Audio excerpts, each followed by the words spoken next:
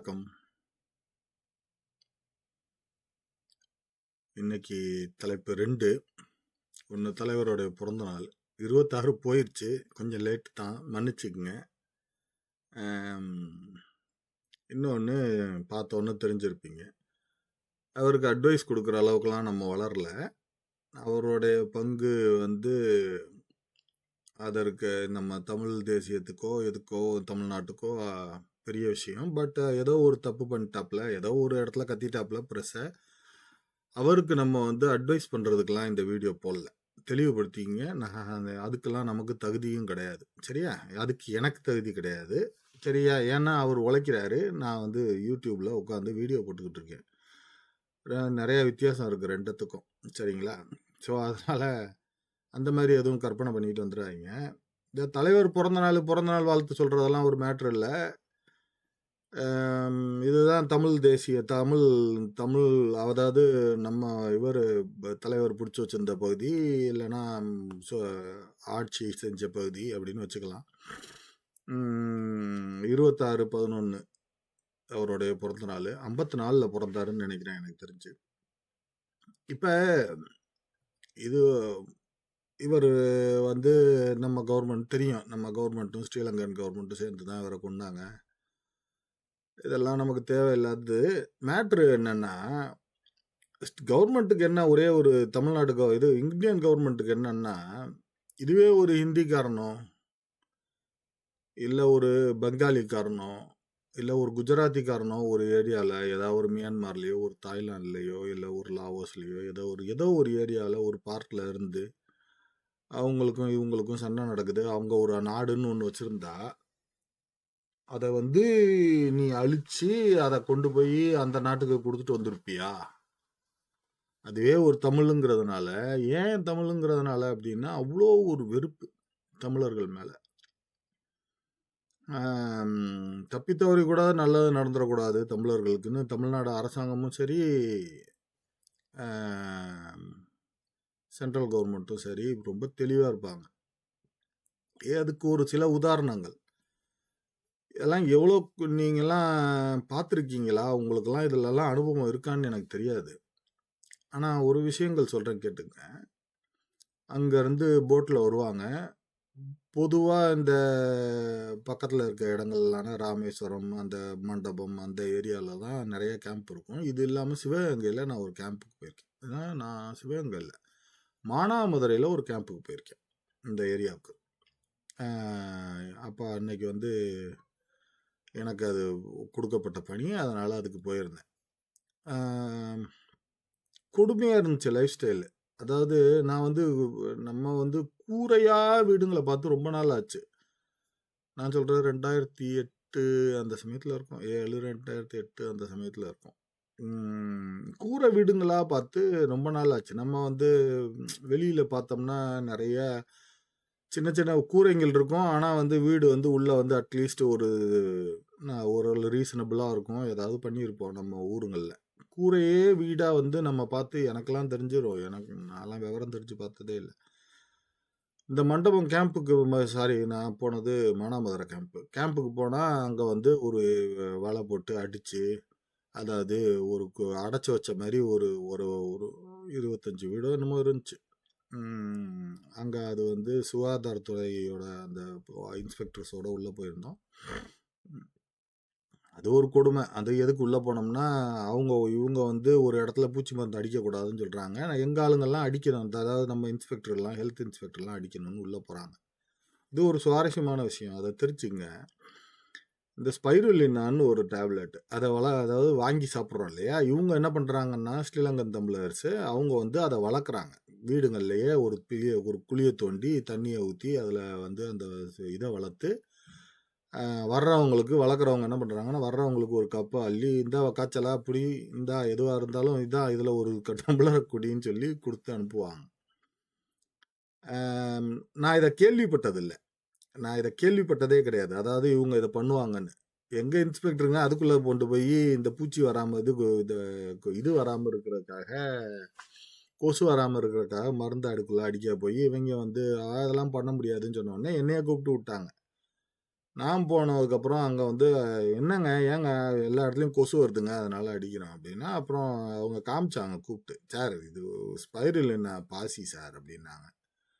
"அட ஏங்க அத சொல்லக்கூடாதா?" அப்படின்னா, "சார் நாங்க சொல்லிட்டோம் சார், அவங்களுக்கு புரியல சார்" அப்படின்னாங்க. அப்புறம் நான் சொன்னேன், "சார் இது வந்து அவங்க இது வளர்க்குறாங்க, எதிர்ப்பு சக்திக்காக வளர்க்குறாங்க. நீங்க வந்து எதையாவது ஊத்தி கீத்தி அத கெடுத்து விட்டுறாதீங்க. போய் நான் மனுஷங்க குடிக்கிறது" அப்படின்னேன். "சார் அது எப்படி குடிப்பாங்கன்னு?" "ஏங்க அத விடுங்க, உங்களுக்கு அது புரியாதுங்க. ஸ்பைருலினா மாத்திரை வாங்கி சாப்பிடுங்க போங்க. அப்போ புரியும்" அப்படின்னு சொல்லி அனுப்பிச்சு வச்சுட்டேன். அதுக்காக அந்த கேம்புக்கு போயிருந்தேன்.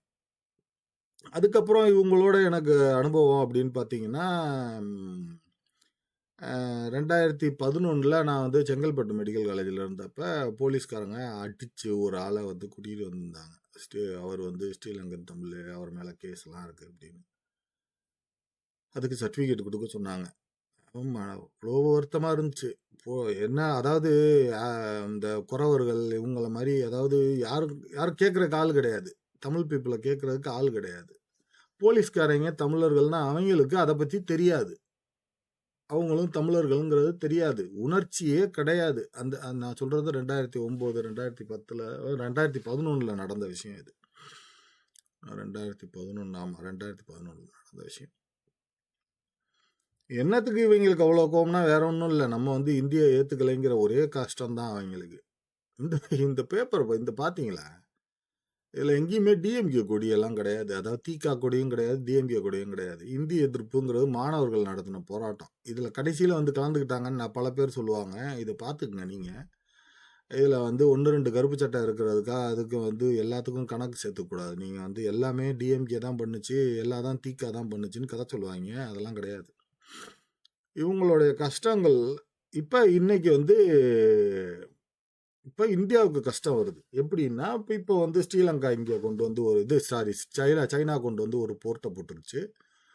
இப்ப யுஎஸ் வரப்போது. அதாவது அந்த நாடு வந்து திவாலாகி போய்க்கிட்டு இருக்கிறதுனால, இப்ப ஏன்டா அங்க தான் அழகா தமிழ்நாடுன்னு ஒண்ணு இருந்துச்சே. அ அழகான ஒரு நாடு இருந்துச்சு. அத வந்து கெடுத்து குட்டிச்சோறாக்கி, அந்த மிலிட்டரியோட சேர்ந்து இனப்படுகொலை செஞ்சு எல்லாம் பண்ணிட்டு முடிச்சுட்டீங்க. மனசாட்சியே இல்லாம. இப்போ வந்து குத்துதே, கொடையுதே, ஐய்யய்யோ! எங்களுக்கு செக்யூரிட்டி இல்ல, எங்களுக்கு செக்யூரிட்டி இல்லன்னு. நாயா இருந்தாலும், மனுஷங்களா இருந்தாலும், பிள்ளைங்களா இருந்தாலும், நம்ம ஒழுங்கா பார்த்துக்கிட்டா தானடா அதுங்க நம்மள திருப்பி ஒழுங்கா பார்த்துக்கும். இந்த அறிவு கூட இல்லாத ஒரு கவர்மெண்ட்டு, சென்ட்ரல் கவர்மெண்ட்டு. அடிச்சு வர வச்சிரலாம். அடிச்சு இது பண்ணிறலாம். நம்ம வந்து ஒழுங்குபடுத்திறலாம். எந்த ஊர்ல எங்க அதெல்லாம் நடந்திருக்கு? எந்த ஊர்ல மொழிய அழிச்சுட்டு, அந்த மக்கள அழிச்சு அவங்க புடிச்சுக்கிட்டாங்க? அந்த மாரி ஒண்ணுமே நடந்ததே இல்ல. எப்பவுமே கிளர்ச்சிகள் தான் வெடிக்கும். இதெல்லாம் ஒரு முட்டாள்தனத்தோட உச்சியோட முட்டாள்தனம் இதெல்லாம். இவங்க கவர்மெண்ட் பண்ணதெல்லாம். தலைவரோட பிறந்த நாள் அத சொல்லணுங்கிறதுக்காக இந்த வீடியோ.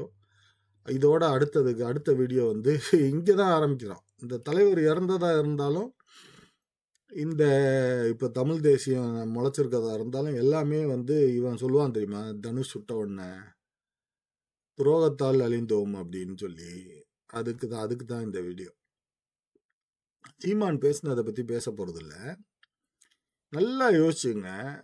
இந்த திராவிட கட்சிகள்லாம் என்ன பண்ணுவாங்கன்னா, ஒரு பத்திரிக்கையாளர் ஒரு 4 பேர அனுப்பிச்சு விடுவாங்க.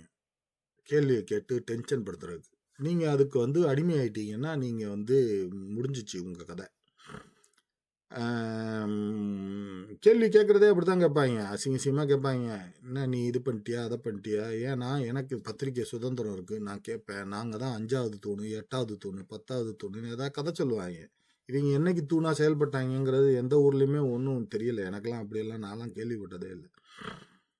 சரியா? ஏதோ 1, 2 நடந்திருக்கும். அதுக்கு அந்த கோர்ட் நல்லா இருந்திருக்கும். அந்த கவர்மெண்ட்ல ஏதோ ஒண்ணு மிஸ் பண்ணி விட்டுருந்துருப்பாய்ங்க. சரியா கவனிக்காம விட்டுருந்துருப்பாய்ங்க.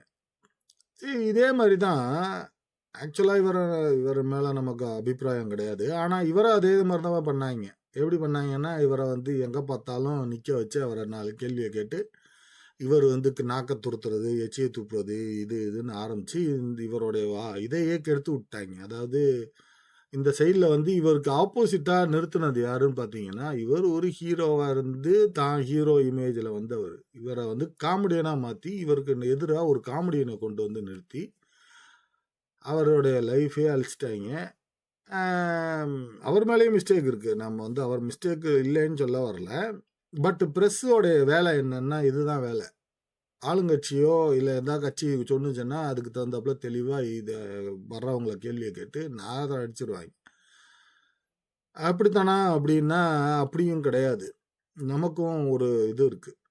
எதுக்கு இந்த ஃபோட்டோ போட்டிருக்கேன் அப்படின்னா, இந்த இந்த படத்துல "எ ஃபியூ குட் மென்னு" ஒரு படம். படம் நல்லாருக்கும். பார்ப்பீங்களான்னு தெரியாது. ஏன்னா, அது வந்து வெறும் ட்ராமா படம். அதாவது பேசிக்கிட்டே தான் இருப்பாங்க இதுல. அதுல கடைசியில வந்து டாம் குரூஸ் வந்து அவனால ஜெயிக்கவே முடியாது. ஆதாரத்தையே காமிக்க முடியாது. இவர் தான் கொன்னாருன்னு. டாம் குரூஸ் ஒரு ஐடியா பண்ணுவான். இவர வந்து உணர்ச்சி வசப்பட்டு பேச வைக்கிறது அப்படின்னு சொல்லி. என்ன பண்ணுவான், நோக்கத்துக்கு வாய்க்கு வந்தத பேசுவான். எப்படி பேசுவான்னா, "நீ தான் உன் ரூல் தான் இருக்குங்கிறியே, அப்படின்னா அப்போ ரூல மீறி நடந்துருச்சா?" அப்படி இப்படின்னு. அது அந்த சீன்லாம் நீங்க இப்ப நான் சொன்னேன்னா, அது வந்து நல்லா இருக்காது. அது பயங்கரமான சீனு.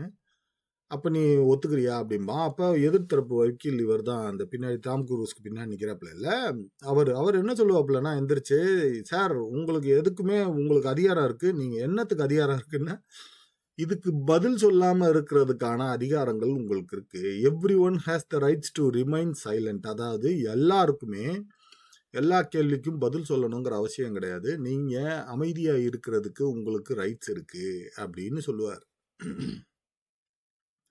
இந்த ஆளு வந்து அத கவனிப்பாரு. பட் ஆனா வந்து, "நான் யாரு தெரியுமா?" அப்படிங்கிற ஒரு உணர்ச்சியில ஒரு டாம் குரூஸ் தி திருப்பி திருப்பி உசுப்பேத்த உடனே ஒளறிருவாப்புல. "ஆமா, நான் தான் கொல்ல சொன்னேன்" அப்படின்னு. இந்த சீன் பயங்கரமா இருக்கும். சி அந்த ஆள் தப்பிச்சுட்டான். ஆக்சுவலா அவர விடுதலை பண்ணிட்டாங்க. ஏறக்குறைய அந்த சீன் அந்த கோர்ட்ல அது முடிஞ்சு போன ஒரு சீனு. டாம் குரூஸ் வந்து இந்த மாரி உணர்ச்சி படுத்தின உடனே, அவர் வந்து உணர்ச்சி வசப்பட்டு ஒளறிருவாப்புல. இதுதான் மேட்ரு. இங்கேயும் இதே தான் மேட்ரு. பத்திரிகையாளர்கள் கேள்வி கேட்டா, யாரா இருந்தாலும் சரி, நம்ம பதில் சொல்லணுங்கிற அவசியம் இல்ல. நம்ம வந்து வி கேன் ரிமைன் சைலன்ட். நம்ம வந்து அமைதியாவும் இருக்கலாம் லைஃப்ல.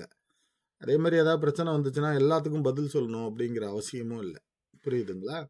பதில் சொல்லி மாட்டிக்கிறதுக்கு பதிலு, அமைதியா இருந்துட்டு, "தம்பி நான் உன் கேள்விக்கு பதில் சொல்ல விரும்பலப்பா. நீ வந்து எதுக்காக கேள்வி கேட்கிறேன்னு எனக்கு தெரியும்." அப்படின்னே அசிங்கப்படுத்திட்டு போயிரலாம். நம்ம வந்து பதில சொல்லி அசிங்கம்லாம் நம்ம நம்ம அசிங்கப்படணுங்கிற அவசியம் இல்ல. இத வந்து நானே இந்த விஷயத்துல நான் வந்து உணர்ச்சி வசப்பட்டுலாம் மாட்டியிருக்கேன். நெறைய பிரச்சனைலாம் வந்துருச்சு. ஸோ இந்த மாரி ஜஸ்ட் சொல்றேன். ஆனா, இப்ப சீமான வந்து நான் வந்து நீங்க வாய மூடுங்கன்னு சொல்றத வந்து எனக்கு அதுக்கு தகுதி இல்ல. ஆனா என்னால இன்னொன்னு சொல்ல முடியும். எல்லா இடத்துலயும் அமைதியா இருக்கணுங்கிற அவசியமும் இல்ல. ஏன்னா, பேச வேண்டிய இடத்துல நீங்க பேசலைன்னா, சீமான் மாரி ஒரு ஆள் வந்து சொல்லுவாங்க. அவரு அங்கருந்து காசு வாங்குறாரு, இங்கருந்து காசு வாங்குறாரு, அத செய்றாரு, இத செய்றாரு. அப்படி அங்கருந்து காசு வருது. உனக்கு நீ அங்க போய் நான் நான் பார்த்துருக்கேன். "ஓ! நீ போய் அமெரிக்கால பிச்சை எடுக்குற. உனக்கு காசு குடுக்குறாய்ங்க" அப்படின்னு. இப்ப டிஎம்கேக்கு எங்கருந்து காசு வருது? ஏடிஎம்கேக்கு எங்கருந்து காசு வருது? எல்லா இடத்துலயும் எல்லாத்துக்கும் எல்லா இடத்துலருந்து தான் வருது. அத பத்தி பேசல நான். ஒரே ஒரு யோசிச்சு பாருங்க. இப்ப அந்த ஆளும் பேசலைன்னா, இப்ப யார் தான் பேசுவா? சரி, நமக்கு ஒரு 4, 5 பேர் இப்ப மொளச்சிருக்காங்க. தமிழ் தேசியம் பேசுறதுக்குன்னு வச்சுக்கங்க. ஆனா, ரோடு ரோடா போய் பேசுறது யாரு கிடைச்சா? ஒரே ஒருத்தர் தானே இருக்காப்ல. அதுக்கு ஒரு மரியாதை நம்ம குடுத்து தானே ஆகணும் சீமானுக்கு. பேச வேண்டிய இடத்துல பேச வேண்டியத பேசி தானே ஆகணும். உனக்கு இப்ப இப்ப நான்லாம் பேசுறேன். ஏன்னா நாங்கலாம் 200 பேர் தான் கேட்குறீங்க அப்டின்னா கூட நான் ஏன் பேசுறேன் அப்டின்னா, பேசித்தான் ஆகணும் இந்த விஷயங்கள். புரியுதுங்களா? இப்ப நீங்க 500 பேர் சேர்ந்த இது அப்ப 50,000 பேர் கேட்டா தான் நான் பேசணும் அப்டிங்கிறதெல்லாம் கிடையாது. என்னுடைய கான்செப்ட் என்னன்னா, நான் நெனைக்கிறது சரின்னா, நான் அதுக்காக பேசணும். அப்படிங்கிறது தான் மேட்ரு. இப்ப சீமான நம்ம வந்து அவர் பேசிட்டாரு, இன்னைக்கு பேசிட்டாரு. அவர வந்து அவருக்கு அட்வைஸ் பண்றதுக்கு இங்க வரல நம்ம. சீமான் பேசிட்டா, "அண்ணா நீங்க இனிமே பேசாதீங்கன்னு" நம்ம அவர்ட்ட தனியா சொல்லிக்கலாம். ஆனா வெளியில அவர ஆதரிக்க வேண்டிய கடமை இன்னைக்கு தமிழர்களுக்கு வந்திருக்கு. வேற வழியே இல்ல. அந்த சூழ்நிலையில தான் நம்ம இருக்கோம். சரிங்களா? ஸோ நம்மளோட வாய்ஸ் என்னோட வாய்ஸ் 100 பேர் தான் பார்க்குறாங்க, 50 பேர் தான் பார்க்குறாங்கனாலும் நான் பேசுவேன். ஏன்னா, நான் எதுக்காக பேசுகிறேன்னா, எனக்கு என்னை சார்ந்தவர்கள், என்னுடைய சார்ந்த நாடு, என்னுடைய சார்ந்த இனத்துக்காக நான் பேசுகிறேன். எனக்கு கஷ்டமாக தான் இருக்குது. நான் அந்த அளவுக்கு தைரியமான ஆள் இல்லை. நான் அன்னைக்கே சொல்லியிருக்கேன். சரிங்களா? ஆனாலும் நான் பேசுவேன். என்னுடைய குரல்ல நடுக்கம் இருந்தாலும் சொல்ல வேண்டியதை நான் சொல்லுவேன். அவரு குரல்ல நடுக்கம்லாம் இல்லை. ரோடா போறாரு, பேசுறாரு. அங்கே ஏதாவது ஒரு மிஸ்டேக் நடந்துச்சுன்னா அவரை சப்போர்ட் பண்ண வேண்டியது தமிழர்களுடைய கடமை. போலீஸ்காரங்கள்ல தமிழர்கள் இருந்தாங்கன்னா அவங்களுடைய கடமை. அதிகாரிகள்ல தமிழர்கள் இருந்தாங்கன்னா அது அவங்களுடைய கடமை. மருத்துவர்கள்ல தமிழர்கள் இருந்தாங்கன்னா அது அவங்களுடைய கடமை. இன்னைக்கு நம்ம அவ்வளோ கஷ்டங்களை அனுபவிச்சுக்கிட்டு இருக்கோம். அத்தனைக்கும் காரணம் என்ன? திராவிடம்ங்கிற ஒரு குரூப் உட்கார்ந்துக்கிட்டு நம்மளை ஏமாத்திக்கிட்டு தெரியுறது. சரியா? இதே திராவிடத்தை சேர்ந்தவர் தான் இவரும். ஒரு எதிரில் ரொம்ப ஓவரா போனாரு, கொஞ்சம் பெரிய லெவலுக்கு வந்துருவாரோ அப்படின்னு சொல்லிட்டு அந்த பெரிய திராவிடம் சின்ன திராவிடத்தை ஒழிச்சுச்சே தவிர தமிழர்களுக்காக ஒழிக்கல. புரிஞ்சுங்களா? ஸோ நம்ம பேசணும், பேச வேண்டிய இடத்துல பேசணும், அமைதியாக இருக்கணும், பேச வேண்டியதை கட்டாயம் பேசணும். இதுதான் இந்த பதிவு. மற்றபடி வேற ஒன்றும் இல்லை. மிக்க நன்றி. வணக்கம்.